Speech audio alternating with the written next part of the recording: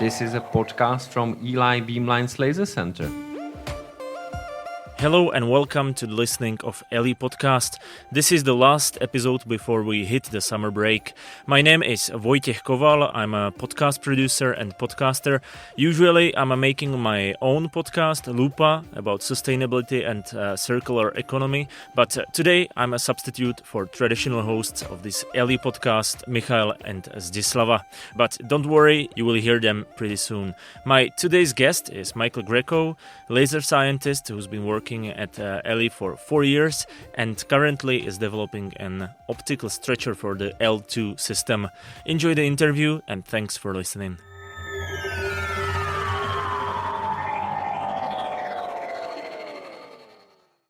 Okay, Michael, welcome to ELI podcast. Thank you for having me. You're gonna have it a little bit difficult here today because you're gonna have to explain a lot of physics to me so I understand it. So, this is good luck that I'm a physicist. I'll try my best. Yeah, that's why we invited you here.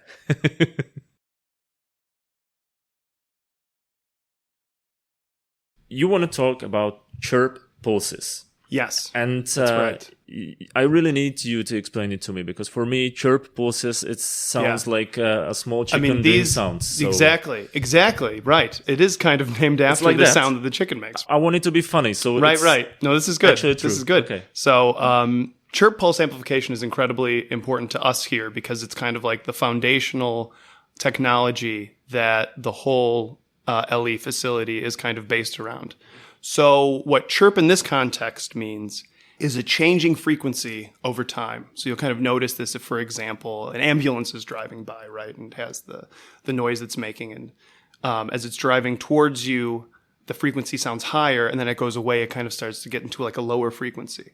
Yeah. So, anything, these kinds of like, sounds like this. This is what a chirp is. And so what this means in the context of light, because light, much like sound, is just a wave, is that we can temporally, so throughout time, separate what we would call the red side of the pulse, which would be the long wavelength side, from the blue side of the pulse, which is the shorter wavelength side. We just call it this because of like the norms in white light, because these are like the two extremes of the spectrum in white light. So what we would like to do here, what experiments we are in fact doing, require a very high intensity of energy in an instant. So we kind of brag that these laser pulses have like the amount of energy, created like from a nuclear power plant or something like this. But that energy is so high because it's compressed into such a short amount of time. So it's a very quick burst of energy. Specifically in like some of our titanium sapphire laser systems, it's femtoseconds. So the pulse is about 15 femtoseconds long, and over that time, you have this massive, power centers amount of energy at a given moment. But in order to get to that level of energy, you can't just, make a single laser that's like this and just gonna shoot this huge pulse of energy out at these energies. So what you actually want to do is you start with a lower energy pulse and you slowly amplify it. But if you amplify it when it's compressed to this really short, the peak energy is so high that, you would never make it through the amplification system without destroying the entire laser system. Basically, like making everything go boom. Exactly. You'd be burning mirrors left and right, and crystals would be exploding. It would be a total mess. So what we do is we chirp the pulse out in this way where we separate in time the red and the blue side of the spectrum. And now what we've done is we've taken the same amount of energy, but we've stretched it out over a much, much longer time scale. So from these femtoseconds, so 10 to the minus 15 seconds, to picoseconds, 10 to the minus 12 seconds. So this is 3 orders of magnitude. This is a massive reduction in the peak intensity. So now that we've stretched it out, it is actually safe to amplify this energy. So we go through several stages. We call them optical parametric amplifiers. We actually take another laser. This is something funny about lasers that no one ever tells you, but it actually takes a laser to make a laser. And it's a whole chicken and egg situation, but we can talk about it later. So this pump laser enters a crystal with our chirped out pulse, and we can transfer the energy from this pump pulse into the pulse which we're interested in doing the experiment with. And the reason we do that is just because we have this like one wavelength, which is like super cheap light, but you can't do interesting experiments with it. And we want to put that energy into our more complicated light. This is why we go through all these steps of like, stretching the light out and then recompressing it so that we can do interesting science with it. This is the basic principle behind So chirp pulse basically, amplification. you need to get all those levels to some numbers you can work with to be safe. Exactly. Yes, it's a And slow. then, and then you're basically compressing again back. And then we're compressing it. Exactly correct. Exactly correct. So once we've amplified it, so it goes through we slowly ramp up the amplification because it's not something you can do all at once. So for example, in the L1 system here, we actually go through 5 different stages of this optical parametric amplification before we compress. And then once you've compressed the light, now no longer are you going to be propagating through crystals. You'll only be reflecting off of mirrors. And furthermore, everything is actually in vacuum because even propagating lasers like this through the air, the intensity is so high that the laser light will actually interact with the air and we wouldn't be able to do any experiments with it. It would just be a mess. It goes through this thing called self-focusing. You don't even need to have like a lens or a curved mirror, for example. And the light will focus on its own because of the strong interaction, this nonlinear interaction with the air.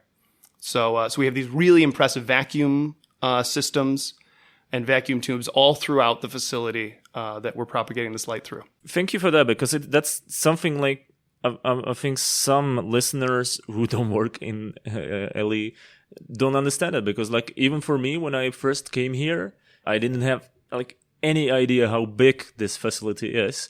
And when we got the first one I saw was, I think, L3. And, we had a tour around the clean lab, and it was like, okay, I don't know what to expect. And suddenly there was like, I don't know, 10, 12, 20 different boxes and gadgets. And this is amplifier, this is compression, this is whatever, pump, laser, whatever other laser you can think about. This is like really good image of how complex all the work here is. That's right. That was a good explanation. It is a bit like that. And if you don't know what you're getting into, it just seems kind of like all these different sections that are kind of cobbled together. But there is some kind of method to our madness,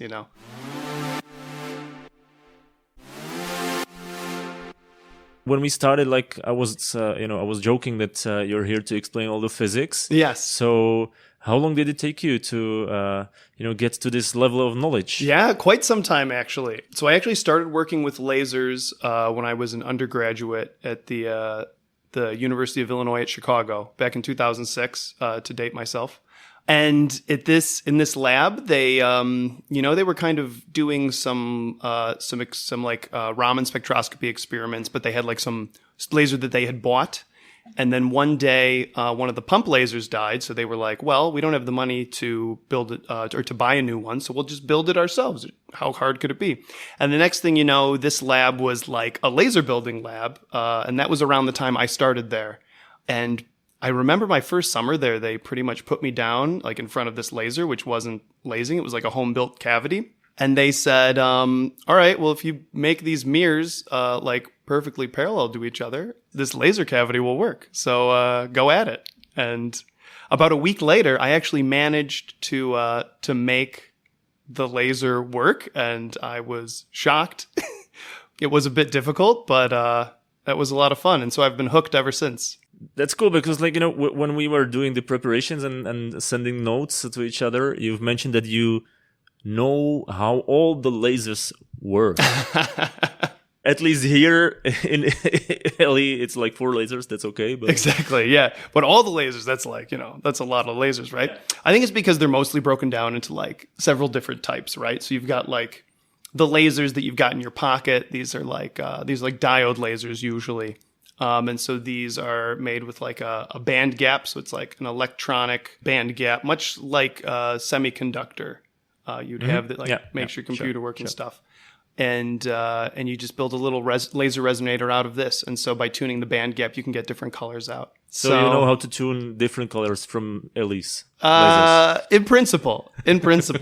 No, but where I'm pointing at, like, what is exactly your work here? Like, what do you do regularly? Like, what is the type of job? A lot of the like day-to-day stuff is actually just keeping up with the sheer number of optics that we have.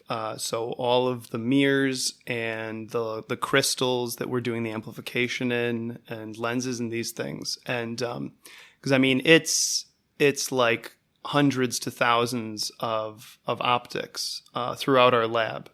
You know, we've got mirrors which will burn every once in a while, and these need to be replaced. Yeah. And so this is actually a big part of it, just like making sure we have the correct supply. And obviously the mirrors that we're buying, you know, it's not just glass with some metal on it like you'd have in your bathroom. Yeah, not something you buy in the next. It's not something you buy at IKEA, for example. No. So we've got to order these specially through special suppliers who are making optics specifically for what we're doing. So that's a big part of it. And then the fun part is doing like laser design work. And so my recent project has been building an optical stretcher for our L2 laser system, which is the only laser system that's still in the process of being built right now. So this optical stretcher does, as I was talking before, this is like the first stage in taking that really short pulse, which is low energy, and then stretching it out so that we can amplify it then. You know, that was other very surprising thing for me because, and you're talking mainly about L1 and L2 lasers, but I have quite a lot of experiences with L3 and L4. Yes. That, you know, it came here from USA. That's and right. The scientists were building the laser both in USA and here, and still, you know, making something work better, trying new stuff, experimenting. I know the science is based on experiments, but I was kind of expecting that, like, when someone develops, you know, the whole laser, that they will just, you know, pack it to the crates and send it to here. Put it together and ta-da, it will work. Oh, if only it were that easy. I mean, it's there's always a trouble like shipping, you know, really advanced technology like this. I mean, the technology is really like kind of pushing the limits of what's possible in the first place. And so it usually isn't even in its like final form before it gets shipped over here. And there's still like, you know, just little tweaks that have to be made that can make huge differences. I remember in L3, for example, there was some like phase plate they had to have added, which was going to like change everything. And it was just like kind of a struggle getting this like really specific piece of equipment. Again, like all of those optics I have to keep track of in L1. So yeah, since these technologies are really, really pushing like what is possible, there's always something that's a little bit of like an experiment in making sure it's going to behave or act optimally. You're going to get the best laser energy you can possibly get. So usually it goes like you go to the lab and like, what am I going to optimize today? You hopefully. So we've actually got like hundreds of diagnostic points. So what's quite nice about this is from our office, we can sit and go through like how the laser's behaving by looking at like different points. So we've got these diagnostics in different areas, and they're either measuring the the energy of the laser in that specific place, or the spectrum, so what colors make up the laser and what it looks like there. And we can sit from our office and actually like look at these sorts of things. So we can say, hey, you know, the laser's behaving a bit strange in this specific section. So maybe let's go look, make sure none of the mirrors are burned, for example, make sure everything's aligned properly. And we can go from there. Or you get some idea what to do and try to change it so you get the numbers you want. Exactly. And that's why those diagnostics are so important. How much of the time you spend in the lab and in your office? So, yeah, for me, I think it's about like 50-50. So, I enjoy getting into the lab and turning some wrenches. That is fun. But then there is a good amount of design work and then just the organizing all of those optics. Not being in the jumpsuits. Not being in the jumpsuit. Yeah. I've got to say, though, for my allergies, being in the clean room is fantastic, though. Okay, yeah, I get that.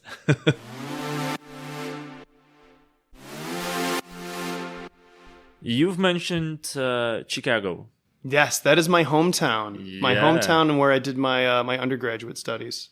I was really surprised, and I didn't know that there is a Czech neighborhood, or Yes. at least like Czech called neighborhood. Yes. Pilsen. Yes. Just not that far from Prague, actually. Right. So Well, the one in Chicago is. yeah, I guess. So you've met a Czech culture before you came here to Czech I Czech did. Republic, or I is it did. like it's only called Pilsen and there are some Czech names of the streets and that's it? It's a bit of a funny or an interesting history, I think. So like actually I would say maybe like something like 25% of the Czech people I talk to when I tell them I'm from Chicago, some of them like know these things already, like about the Mayor Čermák that we had back in the 1920s and just the Czech immigrant groups that were living in Chicago. But yeah, so there is this neighborhood called Pilsen, and I would say around the like turn of the century, so like probably between like the 1880s up to like, before and even after World War I, there were Czech immigrant groups moving, and they lived in this neighborhood and called it Pilsen. But they have since now moved on, and another immigrant group of Mexicans have moved into this neighborhood. So there's actually really good Mexican food in the Pilsen in Chicago. And so this one of the main streets that goes through the neighborhood is named after this Mayor Čermák that we had. We of course call the street Cermak. I apologize for that, but that's we're doing our best. There aren't any hotchki in English, so it's like you actually pronounce it very good. Like the Čermák, it's almost like the Czech people pronounce it. I'm trying my best to be a good immigrant in this country. I've been living here already 4.5 years, and I've been studying Czech. So why did you came to Prague? ELI drew me here in the first place. Really? Yeah. Okay. Like I said, I've been working with lasers since 2006, and this was a fantastic place to actually work in my field. But I also spent a summer back in 2007 working in Germany at the Laserlaboratorium Göttingen, which was a fantastic experience for me. And so I'd been wanting to return to Europe kind of since then. So after spending 7 years in Colorado and doing my PhD there, I decided to look for jobs that were in Europe specifically. Yeah, that makes sense. I wanted to ask, like, how did it happen, like, that you actually got the info about ELI? If it's like there are some posters on the university, or I was actually surprised to find after I graduated and was looking for work that there was a web page specifically dedicated to finding work in optics and lasers, like photonics field, in Europe. So there was like ELI was on there. There were some jobs in like Berlin, France, all over Europe. And it was a webpage just for my field in Europe. So I was like, well, I'm clearly on the right webpage. Nice. If this is what I want for my life. So that's actually a good tip for some listeners in USA. I wish I could remember the website, but I'm sure it's not too hard to find. Use the Google. Use Google. Yeah. Why ELI? What made you choose this exact facility? Mm-hmm. So in my PhD work at the Colorado School of Mines, I was working with a home-built titanium sapphire laser, which was chirp pulse amplified. Ta-da! So this was kind of my background already, and I did my PhD on we called it simultaneous spatiotemporal focusing. And this is a way of manipulating the different frequencies of the light, like I was describing before, kind of in an interesting way. And so I had a great background for working with these femtosecond pulses in the first place. So it just seemed like a good fit. Yeah, seemed like a good fit. Nice. The last question, probably, as I understand it, like you brew beer? I did in Colorado extensively. And unfortunately, I haven't brewed any since moving to this country. Why not? I think it's for me, it's kind of an artistic choice, I guess, because when I was brewing in Colorado, like you need a big outdoor space to do the kind of brewing I like to do, which is where you actually get like the whole grains and brew the whole system like this. Because you can also get these kinds of syrups where someone's already taken the sugar out of the grains and you use this as the base for the beer. This seems like cheating to me, though. And I don't have a garden here. I don't have enough space outdoors. So I would have to do it with the syrup. So until I sort that out, I need to get some kind of zahradka or something to really enjoy brewing beer here. Yeah, and because I know you also like the concept of chatas. I do like the concept of the chata, yeah. I really love your expression like chatas. That sounds perfect. It's an ideal way to spend a weekend, I would say. So you need chata and zahradka. Yeah, why not both? Okay, so if anyone, have their own zahradka that they're not using that much, maybe, reach out. I'll give you to beer. Michael. Yeah, I'll give you beer for the rent. That's cool way to pay, I think. Okay, Michael, thank you very much. Thank you for your time. Thank you. And good luck, looking for the zahradka. Thank you very much. Thank you for talking to me today.